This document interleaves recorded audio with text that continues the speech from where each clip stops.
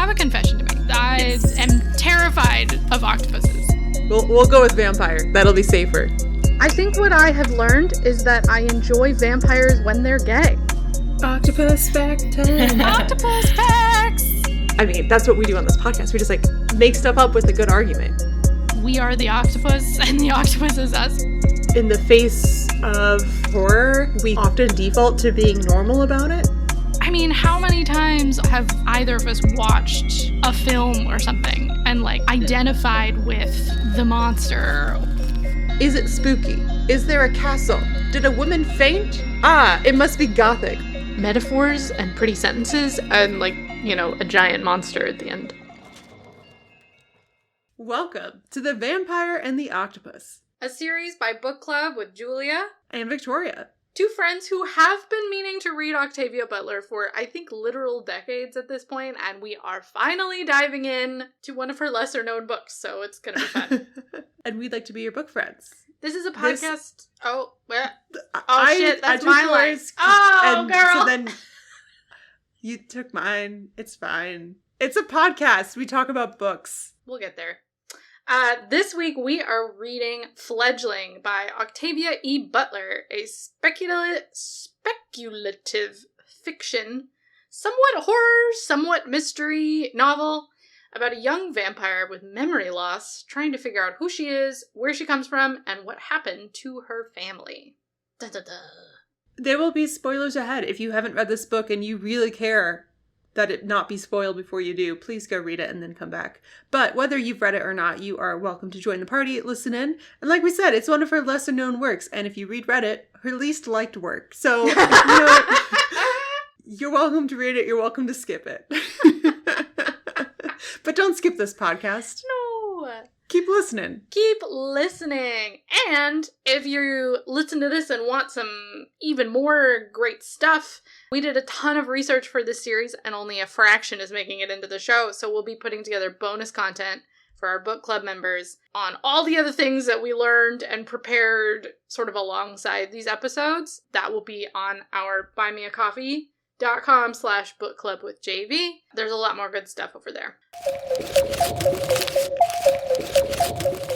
This is the final episode of The Vampire and the Octopus. And this is specifically the final vampire episode. So why this book and what was your experience with it? So like you alluded to in the intro, Octavia Butler is one of those authors that it just kind of like follows me around in the ether. Mm-hmm. And I'm like, I should read her book sometime. When I saw Octavia Butler had written a vampire book, I wrote it in my notes and then completely forgot about it until I was like searching for a final vampire book for our series. And I was reading blogs left and right. I found someone that I feel like is kin to me. He has read just like an extensive number of vampire novels and written about them on his blog. Uh-huh. I'll find it and link it in the show notes because I'm blanking on the author's name.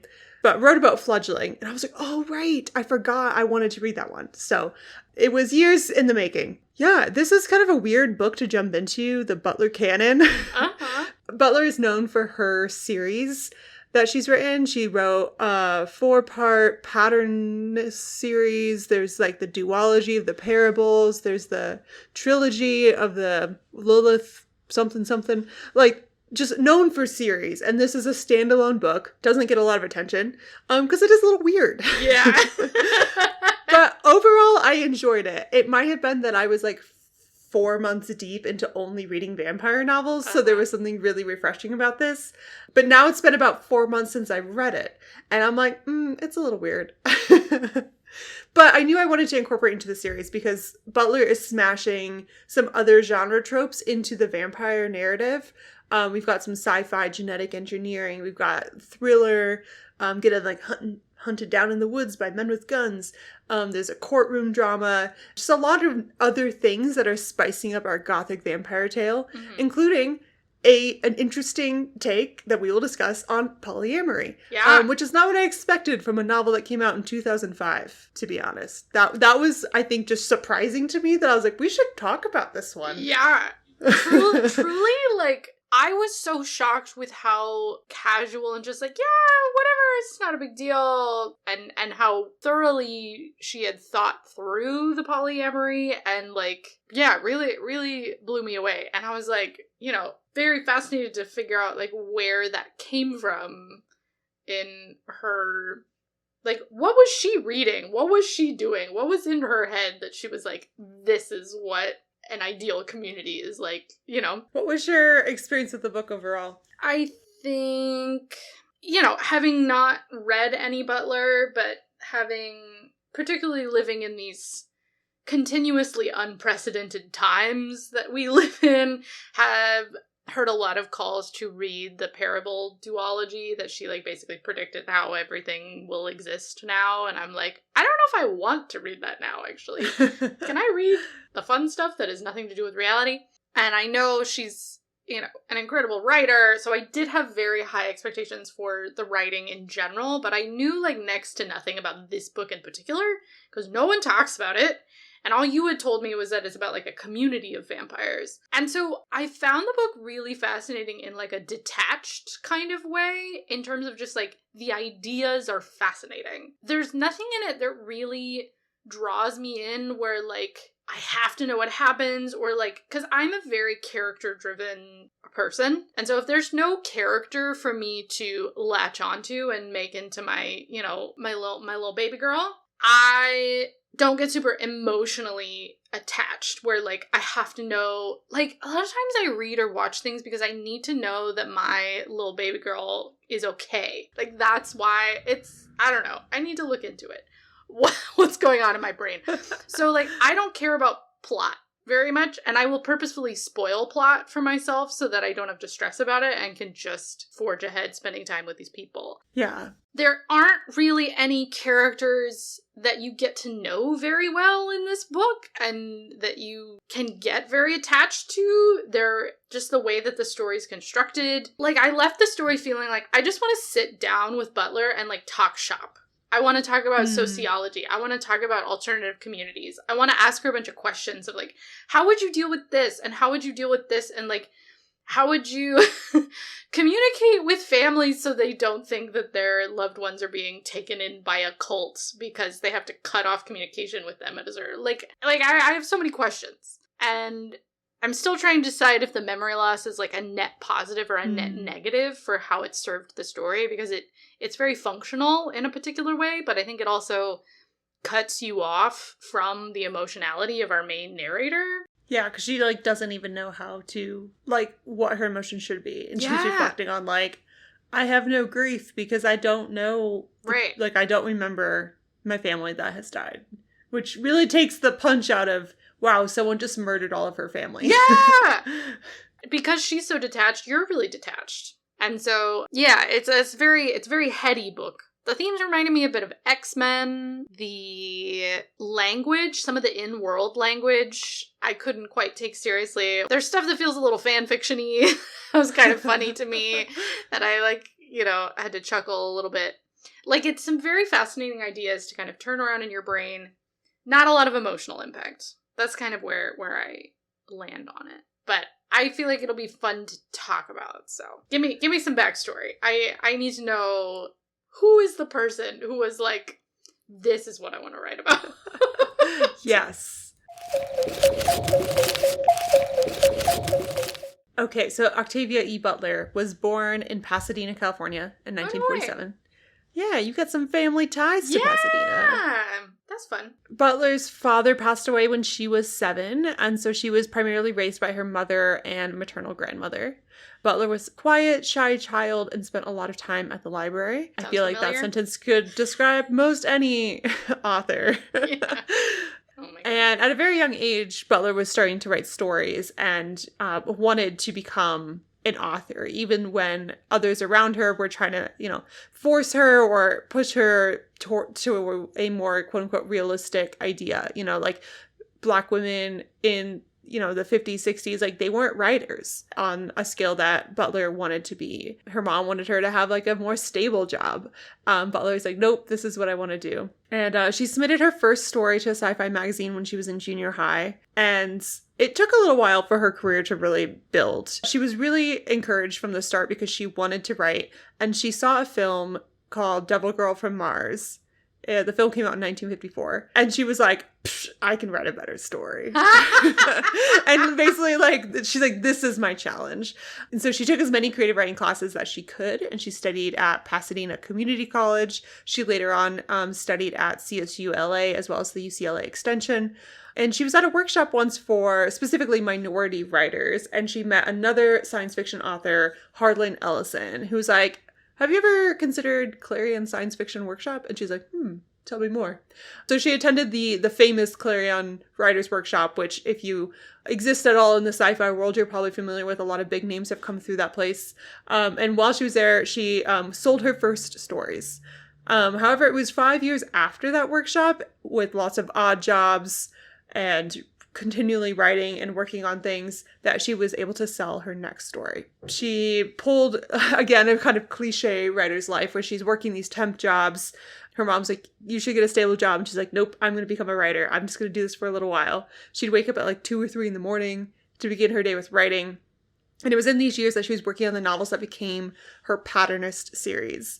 1975, she sold her first novel. That was Pattern Master, which is actually chronologically the last in the series. The way she wrote them kind of jumps around. You kind of get like a Star Wars situation where to read them chronologically is to read the last book first.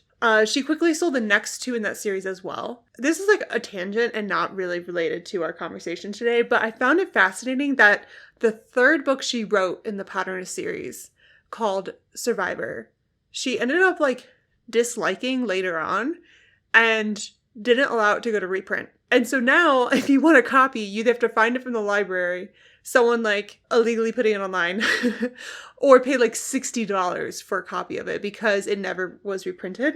Wow. So I spent like way too much time today reading about that book and why she didn't like it anymore and her critiques, and some people saying like, I don't think she should have gotten rid of it, and other people are like, oh, I can see why, and like it's the author's choice, yada yada. But very interesting. So while she's publishing her Patternist series in the late 70s, she's able to support herself as a full-time writer. While in the middle of that series, she actually took a little break and published a standalone book called Kindred, which is what most people know her for today. And it's actually more of like a, more in the fantasy world than sci-fi. That came out in 1979. While her books were like really well received and were selling really well, she won her first Hugo Award in 1985 for a short story, and the following year her novella Bloodchild basically took the awards circuit by storm. She received a Hugo, a Locus, a Science Fiction Chronicle Reader Award.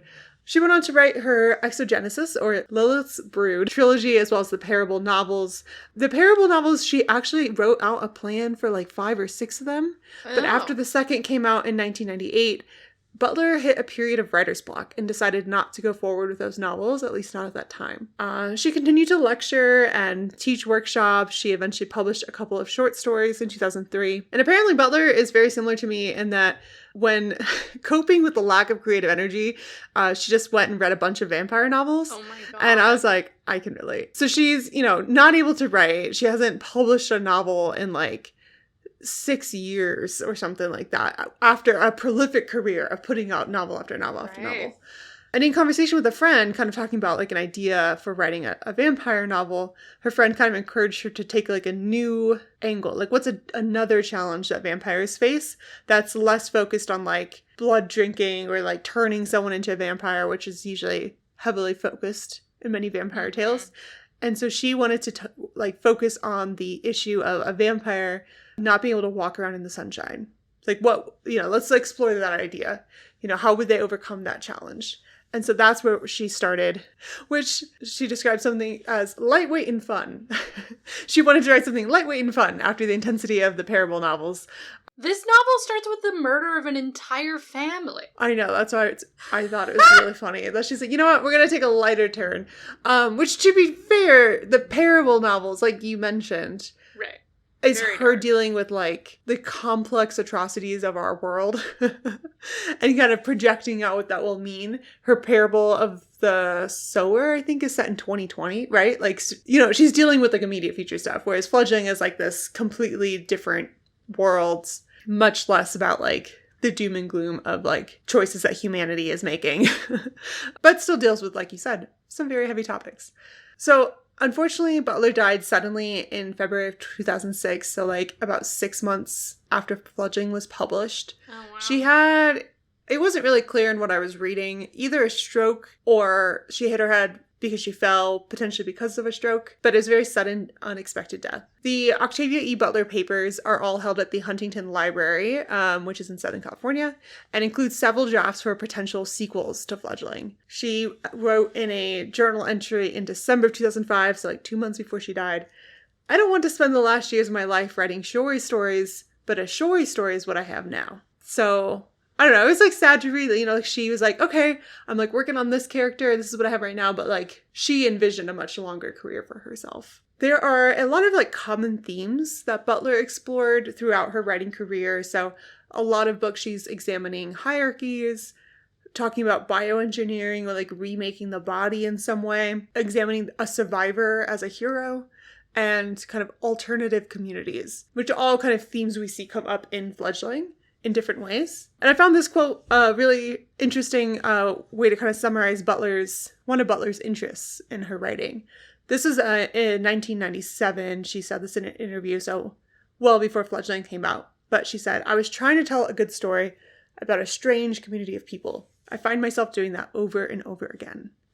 So she's very fascinated with communities of people that are something odd about them, whether they're aliens or they have some sort of, bioengineered change, or they have some sort of devastating plague zombie thing happening. She's looking at different strange communities and how they interact. Oh, man, now I don't know how to feel about this book because because it's not her best, and she was sort of using it as a way to like work through a creative burnout, basically. Like she was trying something really different from what she normally writes, which means that she's sort of outside of her strength a bit, and is like pushing herself to try something new. And like, I don't think all of it worked, And like, normally in an artist's career, I think that's a very important, crucial, incredible thing to do, right? Is sort of push yourself to like try out different things, and you'll gain some pieces from what you've tried and leave some things behind. And like, if she had continued on to have, 10 more years of a career, she probably would have published 2 or 3 of these vampire books and would have gone back to like the best thing she ever wrote in her entire life. And instead, like, she didn't want this to be the last thing she wrote. It was supposed to be like a process, and instead this is her last thing. And you can imagine too, like, diehard Butler fans being like, "We haven't gotten a book from you in 6 years," and being like, "What is this?" Yeah, they're like, okay, everyone has a dud here and there. Next book will be banger. And then you're like, ah. And that's it. Oh, that's so sad. I was actually quite devastated when I read that. I think I was in the beginnings of Fledgling, maybe like a third of the way through.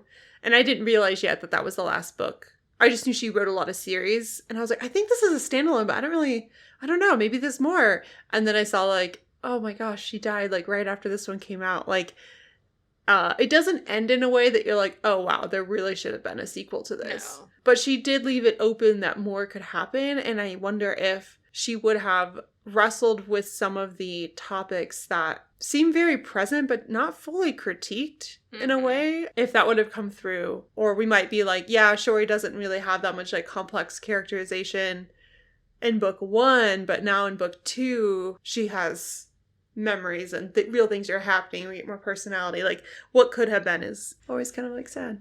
Oh, all right. Well, I've alluded to several plot points of this juncture in the podcast, so please do give us a summary so our dear listeners who are 20 minutes in can finally know what this book is really about. I'm going to convey the information as you learn it, so if you feel confused at the beginning, hang in there. Our main character wakes up injured, hungry, alone in a cave, without a clear understanding of who or what she is or what happened before. She immediately starts like hunting and eating a bunch of raw meat, and so you're like, this is not a human person. She discovers sort of very casually, without much thought or awareness, this like empty, decimated community in this remote forest before sort of heading to the highway to like figure out where she is or what's going on. And she gets picked up by this logging guy driving home from work. His name's Wright. We don't fully understand what's happening, but she seems very drawn to him. She starts like drinking his blood from his hand and then his neck. And he, I think, like us, responds to this in a very confused way, but also in a very like sexual and protective way all of a sudden, even though they don't know each other, and takes her home with him. And everyone in this situation is confused. Like, I, the reader, am confused. He's confused. Our main character is confused because she doesn't know who or what she is. She's just following her instincts, right? So we're like, what's going on? Especially since, based on Wright's reaction to her, she appears as a preteen. And so we're like, nah, man. I don't know if I should approve of this. She seems to be fully in control of the situation at the very least, but like, gross? So then together they try to figure out who or what she is by researching about vampires and exploring the remains of the community that she passed. And she starts feeding from him and also other people in the neighborhood because she doesn't want to like drain him. So she starts feeding from other people, including this 40-year-old woman named Theodora, who seems very into it. So we're like, oh, bisexuality for breakfast? This sounds nice.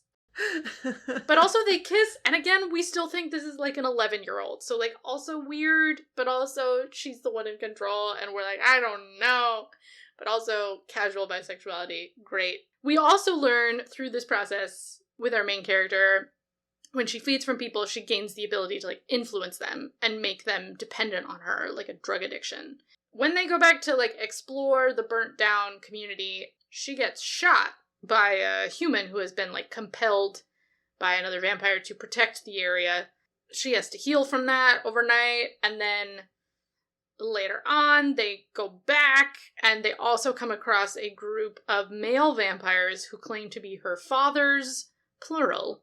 They go back to her dad's homes, and while spending the day with these men, they also learn that her name is Shori, that they're called Ina, not vampires. Humans just like to call them vampires. And that Shori is the only survivor of this mysterious attack that took out all of her mothers, sisters, and their symbiotes. Symbiotes are the people in their household who they feed from and also have sex with. Their harem, if you will. So then Wright and Shori intend to go live with the fathers, but then a week later, they find the entire community's decimated, with only 2 surviving symbiotes who can kind of tell them a bit about what was going on. And so after they recuperate at like this extra safe house, and then also get attacked there, Shori's like, someone is trying to kill me. We need allies. And so she asks the surviving symbiotes to guide their party to the home of this group of male Ina in Northern California who were like allied with her family, and there was like a betrothal agreement between her sisters and their sons. I don't remember what their last name is. What is their last name? It's something British. Gordon, that's the one. Because of the betrothal agreement, Shori and her ragtag team are sort of welcomed into this community, and Shori takes the opportunity to like learn more about herself and how an Ina family community is supposed to operate. And like each Ina needs like 10 symbiotes or something, and they all have their own little families and lives, and it's like this massive mansion space. And Shori also helps the new community to prepare to like defend themselves against attack. So when an attack does come, they're ready. And so she is able to be awake during the day with like skin protection, whereas like the rest of the Ina are not. They are like out cold. And so she and the other symbiotes are the ones who fight off the attackers and like move the sleeping Ina to safety, and they capture a couple of the attackers for questioning. And so from these attackers, they're all humans who were captured somewhere in Southern California, and they've been sort of compelled by some other Ina to destroy Shori and her sisters and her whole family. And this is apparently because Shori is the result of an experimental mixing of like human and Ina genetics, specifically human genes from a black woman, so that the human part of her could like be awake during the day and therefore better survive threats. And specifically like the melanin. Yes. Protecting her from the sun. But also just that, like, I think the human part also, it's not even just the skin, it's like the fact that she can be awake. No, totally. Yeah, both. So there seem to be an Ina family. They suspect it's a family by the name of Silk, which sounds very sinister, who they're like unhappy with the genetic mixing. There's some unsavory words that are spoken by the men they've compelled to kill them. So the Gordon family calls a council. They have to coordinate with the Silk family, who they're accusing, and they gather all these Ina elders and families, and they all converge. There's like a 3-day process where they like hear testimony and cast judgment on whether the Silks are guilty and should be punished. And the Silks clearly think that Shorty is like less than Ina and make a case that she's like suffered too much brain damage to be trusted. Over the course of those 3 days, the woman who's sort of, there's a name for it, but she's basically acting as the Silk's like defense attorney. She's like their friend. She has one of her symbiotes kill one of Shori's symbiotes, the woman Theodora. It all gets very messy. So the council ultimately rules that the Silks are guilty, though it's not unanimous. And so the punishment is to send their sons to be adopted by other families and basically end the family name and bloodline. And the woman who had Shori's symbiote killed gets super angry and about her own punishment. She doesn't think she deserves any punishment because she just killed a symbiote and who cares? I think it's to like have her legs cut off, if I remember correctly. And have to like regrow them? Oh my god. And so she gets super angry and tries to attack Shori, and so Shori gets the sweet, sweet relief of getting to murder the bitch. And so that's very satisfying, because the end of the thing with the Silks is, like, not very satisfying, because they're just, like, they're gonna live forever anyway. So then Shori and her symbiote sort of, they make plans to stay with her closest female relatives, who through this process have come to respect her. And so they're all gonna go live with them to, like, learn how to be Ina and be an Ina community and kind of prepare to have a family of her own. The only thing I would add is that Shori, when she and Wright get together, we're like, meh, right at the beginning. And she's like, you should, even before they have, like, sex. But after she's bitten him, so also you're like, Mm-hmm. She's like, this is okay. I know I look young, but I'm actually old. And we're like, okay, but why? Right. Yeah. And turns out she's, like, in her 40s, but, like, the Ina just, like, age slower. So, on one hand, yeah, she's, like, adult human years 40, but she's still considered, like, young by Ina standards. She's considered a child according to the Ina still, even though she's, like, 45. And she's, like, has the hots for, like, this guy that's in the Gordon family, Daniel. And he's, like, super into her, too. And they have this, like, chastity moment about how they're, like, literally, he's like, I'll wait until this is all over. Like, I'll, like, wait until, like, you've had enough time to, like, establish yourself and whatnot. Like, this kind of, like, you're not ready yet. Yeah. About them getting together as Ina. But it's, like, no big deal that she's getting together with all her symbiotes. There's a lot of stuff happening. So strange. In my mind, I never could picture her as, like, a child. Like, I know she's supposed to look young. In my mind, she was just a very short 40-year-old woman. I'm envisioning, like, a little, like, her hair grows back and it's, like, you know, a little bit gray on the edges. Oh, wow. Like, I just, like, I know not everyone grays at 40, but, like, I don't know. I just imagine, like, small, petite person. I was like, she's 4'10", and she just looks like a small adult.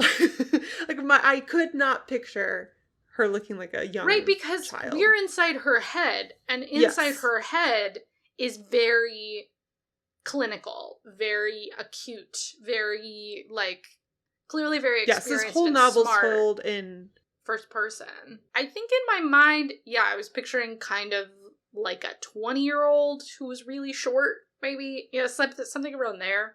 where like, or like 17, 18, where like for people who age more slowly, they've still got a bit of that like youth to them. Like there's a bit of a difference in like, how old are you exactly? Are you a child? Are you 25? I don't know. I was kind of picturing around that. One of Anne Rice's books, The Vampire Lestat, the first page of the book is just him, basically like a YouTuber, pre-YouTube, talking to the camera, being like, so I'm like super hot, I'm like 6 feet tall, and I'm blonde, and I have blue eyes, but sometimes they're purple because I'm a vampire, and again, I'm super hot. Did I mention that? And like, you know, I know it's been a minute since I've written, but like, hey guys, and it's so funny. It's so stupid. But he like literally describes exactly what he looks like so that like when he's narrating, you can picture him. Sometimes that really works for me, and then sometimes like I appreciate when it's like right off the bat. I hate when a author narration throws in a description after I've already established what something looks like. Yes. Right? Like they walk into the house and they have an interaction, and then someone walks down a hallway we didn't know was there. I'm like, excuse me, I didn't put a hallway there. I did not put a hallway there. I don't know where you're walking. I've gotten into some books where I just have to like skip over the description of the layout. Oh my god. Because I've already firmly set them in one of 3 fictional houses I have in my head. We've talked about this before. I think we could have a whole episode about how we think about place, which you are just like, we live in the ether, there is no place. Yeah. And I'm like, the hallway is to the right. It's always to the right. Well, the ultimate question that you came up with for us to discuss is sort of a play on an age-old leftist phrase. And the question you have come up with is there an ethical choice under vampirism? Yeah, I really forced it. Well, okay, so I think Fledgling is fascinating to me because it is trying to pursue this idea of an ethical vampire. Yeah. And we see this in other vampire novel that came out to wide acclaim at the same time. Fledgling came out the same month as Twilight, which is also a book that is wondering, are there ethical choices a vampire can make, right? So I don't know the context fully. I don't even know if like Butler and Meyer had similar influences at all. We know that both of them read vampire novels, but that does not tell you very much. Both of them set theirs in like Seattle, yeah, like Washington. Woodsy, literally, they both happen in the same area. I know, but it's also like, okay, if you're gonna be a vampire who can't go in the sun, where should you go? Butler did live in Washington when she wrote the book, to be fair. Oh, good to know. Yeah. I guess it does resolve, like, both of them, if they're trying to make an ethical vampire community that is actively involved in, like, day-to-day life, it's gonna be have to be a place where there's no sunlight. Yeah, but Fair where enough. they make very dramatic, different choices is that, you know, Stephenie Meyer's vampires go vegetarian, right? Quote unquote. They don't drink from humans, they drink from animals. It's less satisfying, but they like suffer the costs of being a moral, ethical vampire, and they must, you know, remain chaste both in the sexual and the human blood drinking. Octavia Butler is like, no, different opinion. What if we have consensual, non-consensual? What is it called? Consensual non-monogamy? Consensual non-consent. Yes. You know, she creates this idea of a choice that the symbiotes can make, but there's also this biological aspect where they become like addicted, but then it's also on the Ina to treat them really well, and there's like consequences when they don't treat them well, and like they do have ethical standards. So I find it fascinating that Butler's like, okay, let's play around with the idea of like the challenges of being in the sunlight, but also seems to be playing around with the ideas of like, can a vampire be good? Yeah. When the vampire tropes that we have come from a long history of vampires as evil, as monsters, as stand-ins for sexual predation. This isn't something we talked about at all, but now that you're laying it out like that, I'm realizing this is actually a very, very close mirror to the ways that a lot of societies throughout history have to deal with particularly male sexual predation and infidelity. Is you either go the route of extreme monogamy and like chastity, or you go the route of like, we just talk about it and everyone's with everyone. What is, I think, complicating to this, like, okay, let's take an ethical approach, is that Shoei has lost her memory. When she first bites right, it is out of instinct. When she realizes, oh, I can't always feed from him, it'll make him weak, I care about him, I don't want him to die, I need to go find out the people, she's like literally doing the classic vampire trope, sneaking into someone's bed while they're sleeping, and the person forgets in the morning. They think it's just a dream. And that's how she like cuts ties with people when she's leaving town, is she like basically convinces them that they made it up so that she can leave and they can move on with their lives and they're not fully addicted to her yet. Because there's like a chemical in the saliva. Like it gets into the sci-fi-ness with like it's like, oh no, I have in my saliva, I have this thing that can make you live long and heal faster like than most humans can. In exchange, you are addicted. You must be with me. We must have physical contact. It's messy because like, it's not her fault that she doesn't give these people a choice. And, you know, she doesn't get any of them too addicted. But, like, with Wright in particular, the only time she gives him an out, right? The sort of moment where she's like, if I drink from you again, you're going to be stuck with me for life or you'll die kind of thing. The only time she gives him an out is when she is asking him to leave her alone after she's been shot. And she says, please hide me in this nook while I heal during the day so that I'm hidden from the sun, and the person who shot me could show up at any time, and there might be other threats here, and I am what appears to be a small preteen young woman. Please leave me here and don't come back. Like, no good person would do that. You know what I mean? Like, even if he wasn't addicted, no good person would be like, yes, I am totally fine leaving this child alone in the same place where she was shot moments ago. That feels great.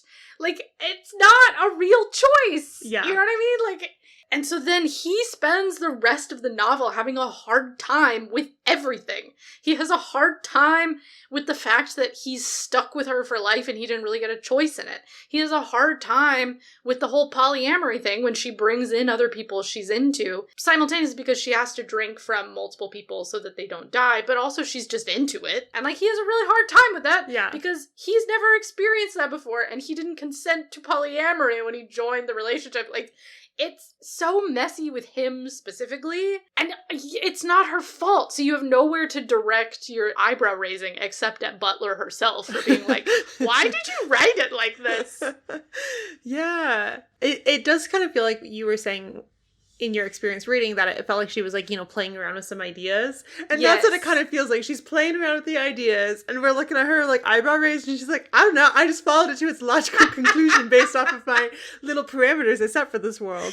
Yeah. I was deep in literary criticism on Fledgling today. Before this I read like 2.5 hours of articles and I have one quote to share. After all my research. No, it does inform what I'm thinking about, but Florian Bast wrote an article that we'll link in the show notes, and he pointed out in his analysis that, you know, Shoei keeps saying that she's giving them a choice. The Ina themselves, like her father and like the Gordons and whatnot, everyone's talking about there's choices being made, but she really isn't, right? She's like licking their wounds after she's bitten someone, telling them they have a choice. When we know that her saliva is literally like a super pleasurable, like better than cocaine drug to people. So it's like, I don't know, your friend who's had a couple drinks being like, it's your choice. Do you want to do this thing? And you're like, oh, they made a conscious choice. You're like, I don't know, they were pretty impaired, I would say. I wouldn't say that was like the most consensual choice they made, even if they were like conscious. Because it's while they're already under the influence. Yeah. And I mean, understandably, people's first reaction is like fear, right? When she like pops in someone's window and like holds them down, then she bites someone that is pleasurable and they relax and they like it and they're like, I'm here for it. And it is just very, very similar to our vampire monster of the last novel we read, Southern Book Club's Guide to Slaying Vampires, which is very much predatory. What is different is that they have their own ethic. When Shori has a brief interaction with one of her fathers before they are murdered, he tells her, I suspect this kind of thing needs to be said more to my sons than to you, but you should hear it, at least once. Treat your people well, Shori. Let them see that you trust them and let them solve their own problems, make their own decisions. Do that and they will willingly commit their lives to you. Bully them, control them out of fear or malice, or just for your own convenience, and after a while you'll have to spend all your time thinking for them, controlling them, and stifling their resentment. Do you understand? And it's like, okay, you have an ethic. This also sounds like, I don't know, some like 1950s dude being like, you should be nice to your wife or she's going to make your life hell. That's the reason you should be nice, so she'll listen to you. And it's like, I don't feel like this is mutual because the Ina still have their hierarchy that like, we are Ina. And like, even when they go and have their council and they're making decisions that impact the entire, the symbiotes are off just like having a little like harvest festival, you know, like they're like not included in the conversation. Decisions are made for them. We see it even in like the conflict of the story is like, these are people who are manipulating the symbiotes. These are the quote unquote bad guys. But here's the people who are ethically controlling their symbiotes. So they're good guys. You know what it feels like? It feels like Butler has sort of gathered the deities of multiple mythologies and religions and put them in a little community and made them fight it out over the best way to deal with humans. Like, because they're so emotionally detached. The way that they talk about the people that they supposedly love, and they do say that they love them, or that they're, like, really dependent on them. You know, like, it's not really good for Ina to only drink from one person. Like, they need a whole community, and they need touch, and they need to feed a lot, and they need people that they trust while they're asleep and all this kind of thing. But they talk about it in such a detached way, like gods. Like they're just like walking around on Mount Olympus being like, hey Zeus, you know, if you like don't rape them, they're like super into it. And like actually you can have like a nice life with them. I don't know. Like that's what it feels like a bit. And it's so bizarre. But I guess if you're thinking about, like, it's so opposite of the sort of gritty, grounded vampire story that we're used to. Like, I guess she is really taking the, like, these are monsters, they're mythical creatures, like, they are really so much more powerful than people. Like, they are kind of like gods. And so, like, if you're taking the understanding of a vampire to its natural conclusion, this is kind of how they would be? Maybe? I don't know. But it's weird. It's really weird. I think what feels like, I don't know about this book.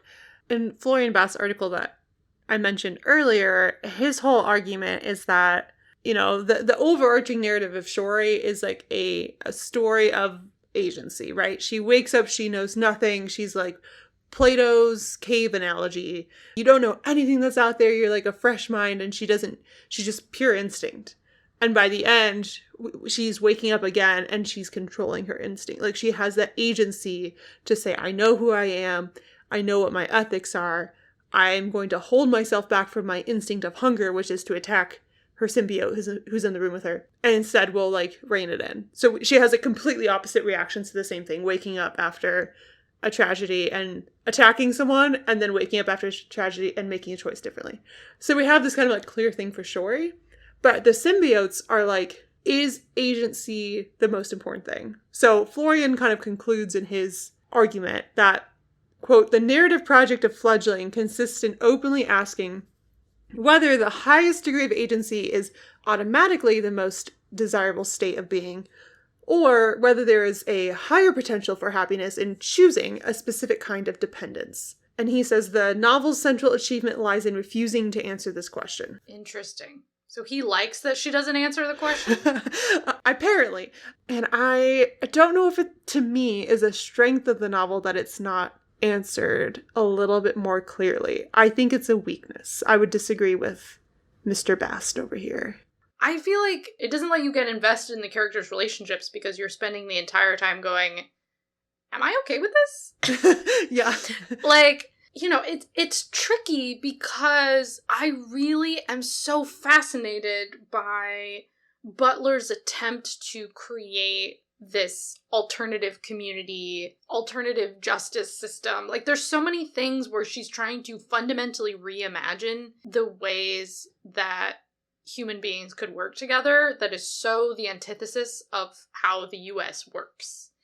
And that is really hard to do successfully. To imagine something totally fundamentally different than what you've ever experienced before in your life, and also to get your readers to buy in when they've also never really experienced exactly that.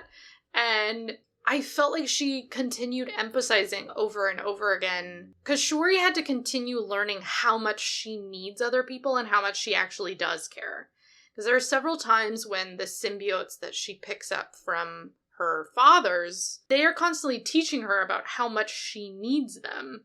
And anytime she's upset, they like make sure that she has physical contact. They make sure that she feeds from them evenly and that like she never sleeps alone. And it seems like there's this driving force, which I would agree with, that human beings are not as hyper-individualistic as the sort of US capitalistic, like, you are your own individual, your value is all in you, and you don't need anyone else kind of ideology and way of living. It's like the antithesis of that, and human beings don't actually work in that individualistic way. Like, we are healthier when we touch people, and we do need to be in community, and like, human beings for thousands of years in the past lived in very large sort of communities where they would share resources and cook for each other and all that kind of, you know what I mean? Mm-hmm. Like, there is that I do agree with, that she's trying to play around with. And this is where I want to sit down and talk with her. Because I'm like, I agree with what I think you're trying to do. I just don't know if the way you went about it works. You know what I mean? Yeah, because like the manipulation and like the drug dependence kind of element, you need that for, at least she uses it for the kind of the quote unquote bad guys to manipulate their symbiotes. They like kidnap, attack these people, and then like manipulate them to do things. But on the other hand, it like still feels like manipulation for the quote unquote good Ina. Whereas maybe if the bad, quote unquote bad Ina were attracting their minions in a different way, and we didn't have that like biological drug dependency kind of deal, it would maybe feel a little bit more like these people actually choosing to do this, because the symbiotes of Shuri's family and family friends and stuff, like, they all have independence. They can go see their families. They can have relationships with each other. They can bring in someone from the outside who's not a symbiote who wants to live with them. They have their own families, like, but like give them so much as far as like they have a place to live, they have exceptional wealth, they can live a long time, they heal really fast, that I think it would be still lucrative enough for someone to want to opt in to be a symbiote in that community, even if it was just like, oh, it feels nice for the time being. If it was just like normal ass sex plus blood drinking versus like a drug addiction relationship, I think might have been a little bit more powerful if she really wanted to emphasize a different approach to community. Because like you said, you're like, oh, this is fascinating. I'm curious like how she's like pushing back against like the problems in our society around loneliness and like extreme independence and whatnot. But it's like clouded with this like, oh, but like all these adult humans are sleeping with what looks like an 11-year-old girl. And they don't have a choice. They do, but they don't. And it's just like, like, I disagree with Bast. I don't think that is like dealt with enough to feel like she's actually arguing something. It just feels like a weakness that leaves the reader with like not the most enjoyable reader experience, at least in my case. I really liked it because I was imagining this as like an actual adult. The novel really takes a turn in the final third. It kind of changes genres. It becomes like a courtroom drama. And we're getting kind of like courtroom procedures, and like it is fascinating to imagine, you know, okay, it's a very old community. They live in very family-oriented conclaves. And so we kind of have this like different species, like, okay, how do they approach judicial proceedings? But what I thought was interesting is like the parts that really mirrored our American human judicial proceedings, where like there's an order about this, like who speaks when, who represents who, and also this high emphasis on emotional control. Like if Shori was to lose her temper, if she was going to get upset, if she was going to cry, like that would discredit her. And I found that very fascinating because in many ways, Butler is taking someone who, by many accounts, is not respected, right? So she's a Black woman in the Ena community. They don't really have race in that way, but she's genetically engineered, so she's different. You know, there's that difference. She's young.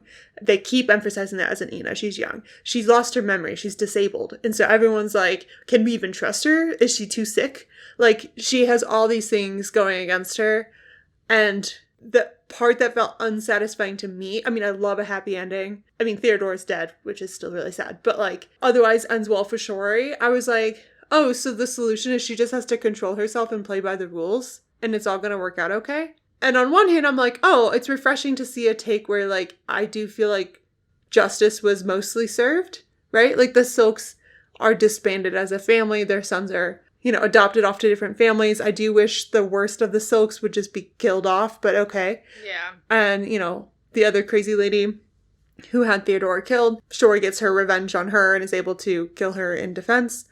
But it did feel like justice occurred because she could fit a mold, which felt very contrary to much of the book is, let's watch a hero that people least expect. It's really weird because she's simultaneously being discredited for not having enough feelings because she isn't like stricken to the floor and immovable with grief for the loss of her entire family. And so they discredit her for that reason. But then on the other hand, if she has big feelings for the loss of someone she does remember, that also discredits her. Yeah. I'm sure is a very accurate reflection of what it feels like for a Black woman in America to try and get justice for something. If the point of these books is to present as sort of higher alternative, then like that feels odd. You know what I mean? Like I feel like she can't quite decide if she's trying to create like a utopia or if she's trying to provide an allegory to how people work. Which one is she trying to do? Yeah, like as a reader, am I supposed to be like, oh, this is revealing something about my world that I didn't really have words for, but I can see that experience that someone would have in our world, and I can see the injustice? Or are we supposed to see like, there is so much injustice in our world. Look at this other example of how they pursue justice. That's where I'm seeing too. That's exactly what I mean. And like, I don't know how Butler wants me to feel about this justice proceeding. I think as a reader, there are some books where I'm like, oh, this author is totally leaving this up to me. And there's other books where you're like, oh, the author is guiding me towards something. And this feels like I'm being guided towards something, but we don't land there. Like, that's how this one reads to me. It wasn't like the author's intentionally giving us a moral dilemma for us to sit with an ambiguous ending. We're getting a very like moralistic ending, but I don't know where I'm being led to. Unless she's leading us towards confusion. Right. Or like, you know, it's kind of messy, kind of weird. But I don't know if that's where we're being led. I think she genuinely maybe doesn't know. Like this book was very clearly written in process, where she's working through some shit. And that's what it feels like. Especially because, to me, the biggest weakness, after we just spent like so much time talking about the ethics, the biggest, like, I can deal with contradictory plot things. I can deal with complicated ethics where it feels like the author hasn't quite made up their mind about something. I can deal with a lot if I like the characters, if I'm attached to the characters. And so to me, as a reader, the biggest weakness in this story is like the fact that Shori is too perfect. Like, the question you pose for us to talk through is like, is an ethical vampire even that interesting? And I from my experience of both Twilight and this book, would say no. I think it's very, very hard, clearly, to write an ethical vampire and have it be super interesting. And I don't find it very satisfying because, Shuri has sort of been bred out of any imperfection or weakness. Like, this is a super soldier. This is a superior being that cannot be destroyed by anything. When she knows literally nothing, she is able to take down hordes of men with, like, machine guns and trying to light her house on fire, and she's able to, like, take down half of them by herself and then get her entire family out of there and save, like, 3 different homes.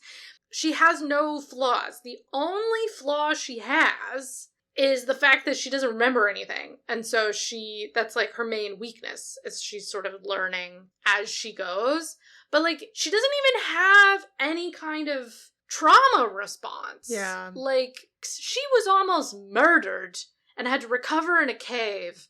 Like, her body would remember something, right? Especially if she's part human. I really wish Butler would have dealt with the implications of being more human than just exclusively Ina, because what comes with that might be other physiological weaknesses that humans have. I agree with that. I think more human, more personality. Yeah. My original thesis of the vampire episodes Yes. around different themes that I was most excited to talk about with vampires. And so the first one being sexual deviance, right? So, like, vampirism as stand-in for sex, which is a huge part of this book, and we have talked about at length. So I will move on from that. Yeah. Yeah. This idea of a pursuit of justice, which is, like, super crucial to this book's plot, right? We start with her, waking up basically at a crime scene, not knowing what happened, and then eventually pursuing and achieving some form of justice by the end. But what is kind of lacking, and maybe this is one of our, I don't know, if it highlights the critique of the book, that it doesn't really meet the description of 2 of my other favorite tropes of vampires, which is the idea of a cursed immortal. She's too perfect, right? So she doesn't have, the Ina don't actually have immortality, but they live a very long time. And their curse is they can't be out in the sunlight. They are super weak during the day. Like, they'll just, like, passed out unconscious. That is their big curse on them in this world. And she doesn't have it. So she's just, like, superhero, which makes her maybe a little less interesting. And the other one, which I don't know if it's too much of a weakness of this book, but the idea of the invading foreigner, in a way she's kind of othered by her being, like, genetically altered. The antagonists are like, you're not even fully Ina, we can't even consider you one of us. And she's like, I am one of you. And the fact that she's lost her memory, right, is like, that makes her kind of foreign to her own world. But I do wonder, the biggest fault in our protagonist is that she is a vampire that is not cursed. And so in that way, we've created a monster that is actually a superhero, and no one actually thinks is a monster, except the couple people that are just, like, basically racist, and we're like, yeah, we don't agree with you anyways. And so I think that loses some of the complexity of the vampire protagonist, because when we have a novel where we are supposed to like the vampire, right, there's got to be some sort of challenge around them, some complication. Usually, in my experience, the curse, the flaw, is why we like them. Yeah. Because if you create a vampire, like, the whole point of using a vampire is to use vampirism as sort of a comparison point to a way to examine a way in which human beings in our society are othered in some way. You think of it as a symbol for queerness often, right? Where it's like, queerness is not actually evil, but it is considered cursed by certain realms of religion. And so, like, by creating this cursed character who's sympathetic and who we are meant to like, we are able to work through a flaw and realize, it's actually a flaw in the thinking. Mm-hmm. It's not actually a curse, but it has to be complicated and messy and feel painful in some way for us to connect to it in order for them to have a satisfying sort of working through that quote-unquote curse. Right? No, I like that. That's what's interesting. I feel like my framework is evolving in a really exciting way. Because, when we read Woman Eating together, right? And we have a sympathetic protagonist vampire. And her curse is that she has grown up believing that she is, like, evil, right? Her mom is, like, brings in this religious bent, basically, like, we are of the devil. We are not good. And she has that low self-esteem that, like, and her journey is realizing that isn't a curse, but it's just who she is. That she needs to embrace the vampire and the human in her if she's going to live a happy, fulfilled life. And we have this great, like, coming of age, young adult novel where Shori is like, I'm perfect. Like, her curse is she can't remember anything, but it's like, oh, so are you going to overcome that? Is there going to be some sort of, like, ceremony? You're going to have, like, a re-traumatizing event that's going to unlock the memories? Are you going to feel it in your body? Like, what if she was having all these PTSD symptoms and she doesn't know what's happening? And it's more of, like, a psychological thing of her to unpack this. And it's like, nope, she just doesn't remember. Or, like, what if because she was more human than the rest of the Ina, what if she really did feel different? Because the way that they talk to her, they're like, oh yeah, you're just like a very, very stereotypical, really powerful Ina female. Like, the only thing that makes her different is she's really short and she has dark skin. But, like, personality-wise, struggle, emotional growth, all that, she doesn't feel like she's super different. Yeah. And that's the way they react to her all the time. They're like, oh yeah, you're exactly what I would expect. What if there was more conflict around the fact that she had, because of her memory loss, acquired Wright as a symbiote under, like, not great situations? What if she carried that guilt, right? Like, because Wright struggles with, like, gender dynamic where it's like, you can be with other women, but I'm not going to let you be with another man. And it's just like, oh God, get over yourself. But, like, what if it was both ways? What if Shori was like, I don't even like Wright that much, but he was there when I needed him, and now we're, like, bonded, and we're going to have to get over that? Because neither of us can live without the other. Like, what a story that would have been. Yeah, to delve into the complexities of, like, oh no, this is the situation we found ourselves in. Where do we go from here? Where Shori seems to be like, well, I'm Anina, and this is what I do, and I'm learning, and Wright and I are good. And he's like, are we good? And she's like, we'll be good. And he's like, okay, we're good. And you're like, and that's it. Yeah, there's so many different areas where there could be conflict, where there could be personal growth, where there could be something that's relatable, and then it's immediately shut down. Nope, she's perfect. She knew exactly what to do. Everything's fine. I guess we can sort of wrap up the vampire series here. Is a lot of what I have learned in this process is what's fun about vampires is they're fucked up. Yeah. Like, that's what I enjoy. They're messy and terrible. Like, that's what's fun about them. That's what horror fans like, right? Is the catharsis, the messiness, the grossness, the whatever. I realized the entire time we've been talking about this, through this entire series, I've just been talking about Interview with the Vampire.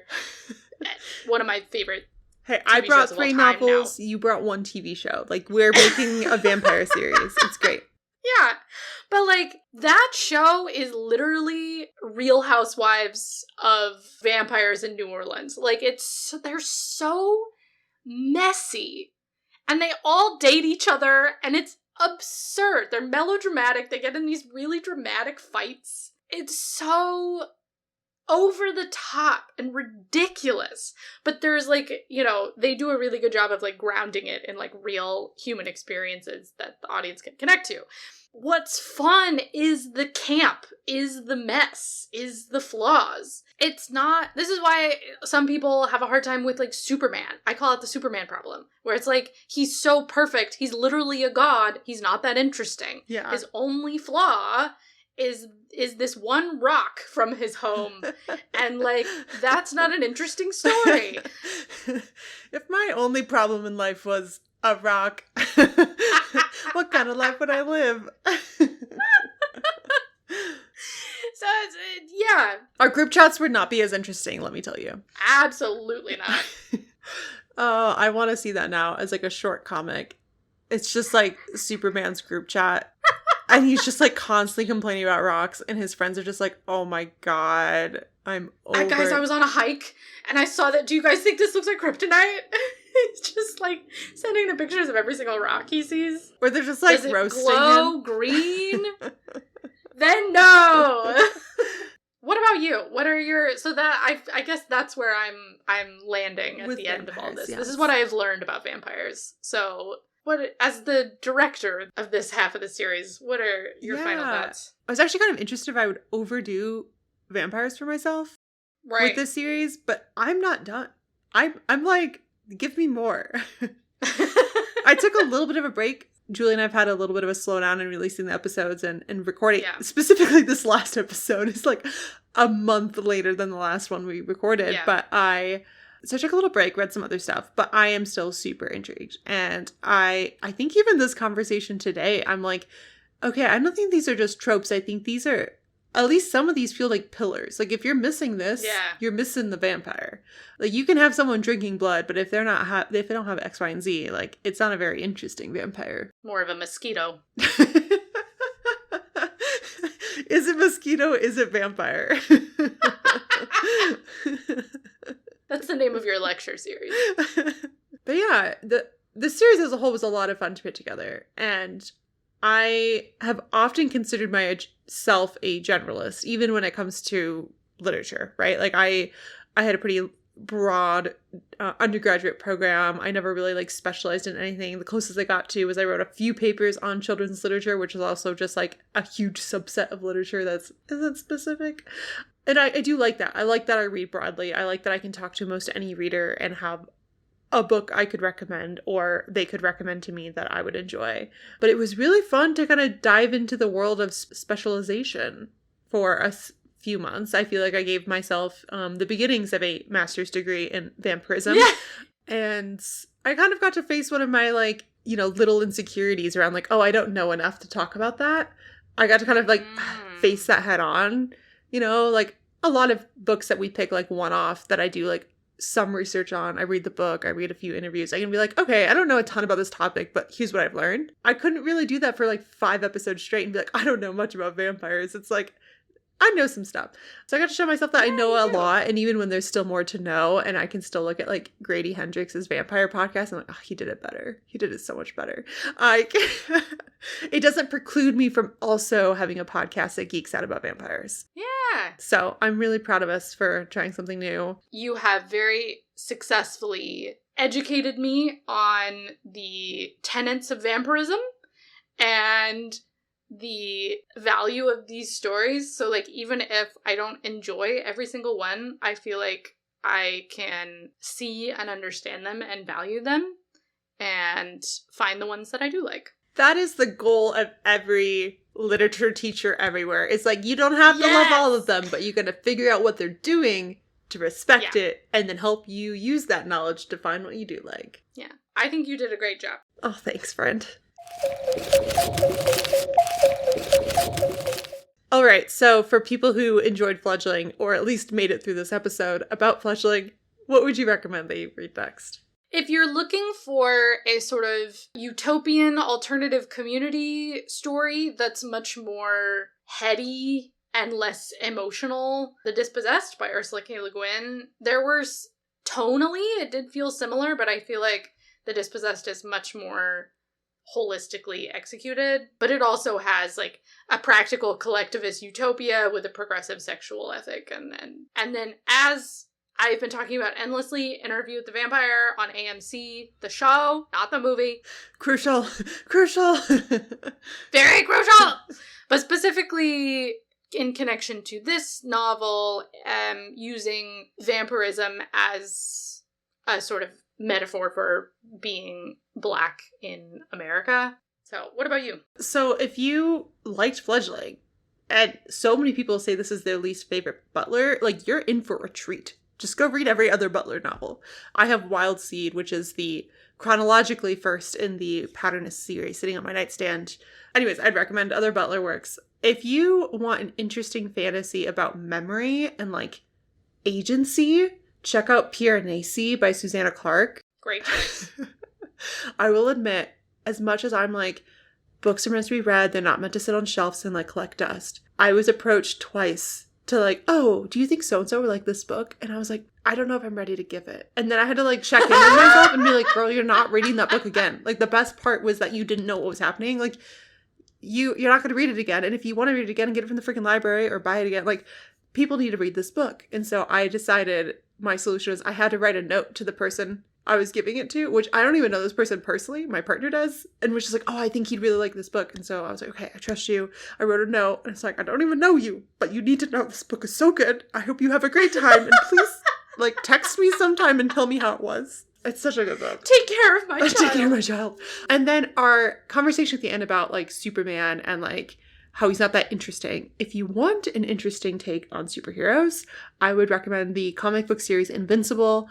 It first came out written by Robert Kirkman, illustrated by Cory Walker, Ryan Otley.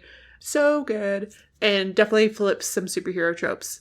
So what are you currently obsessed with? What are you blowing up my phone about?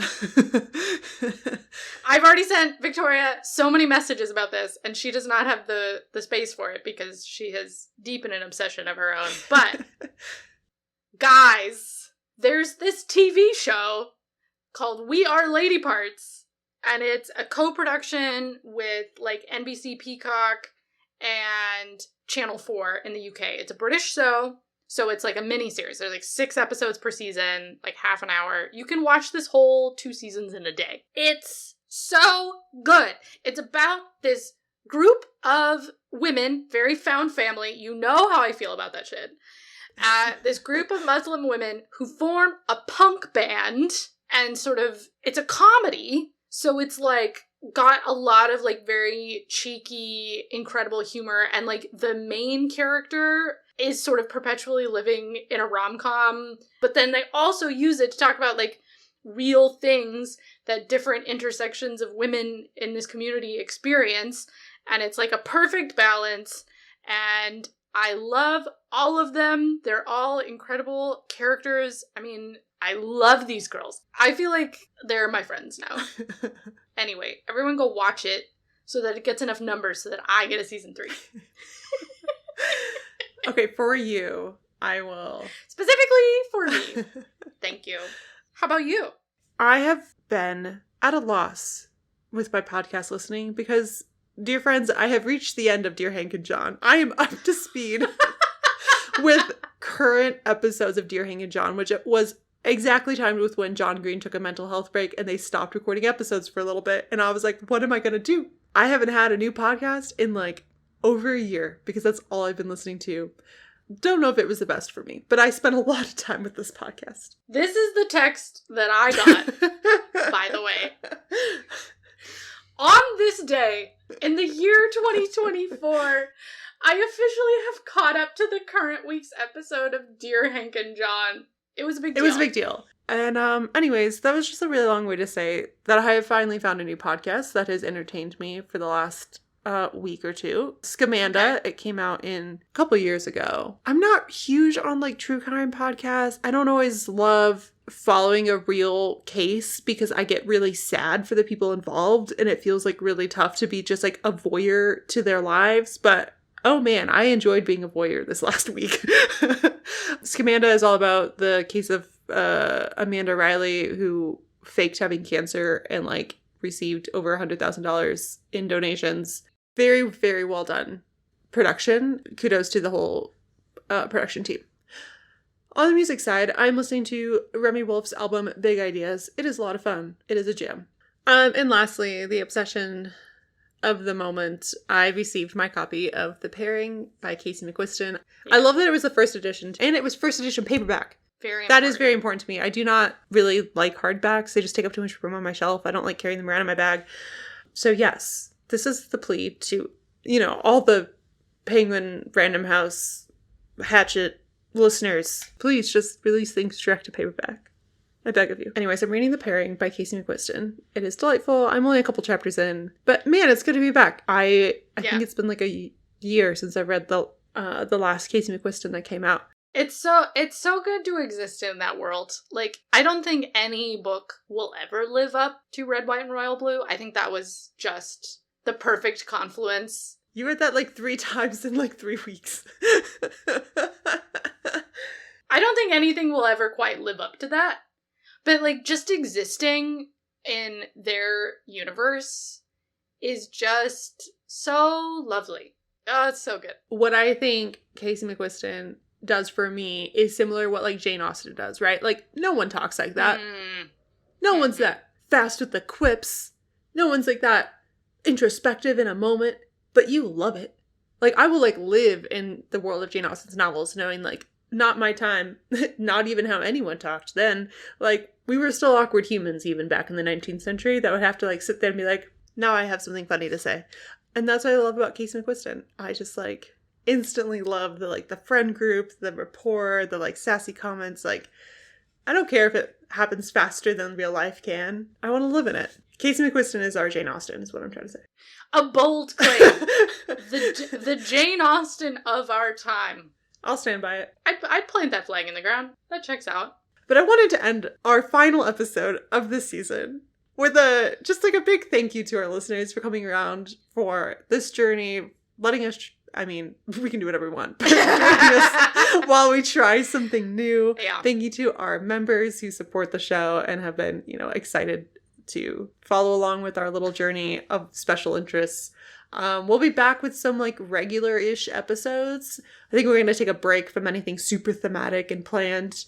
But who knows? Maybe we'll release another special interest season in the future, or maybe we'll just keep throwing our favorite new Casey McQuiston books at you as fast as they can publish them. Honestly, yeah. Yeah, we're going to be getting back into some of the books that have come out this year that we haven't normally would have talked about on the season that we haven't had time to. So I'm excited about that. And so grateful to everyone. And this has been a blast. I'll see you next season.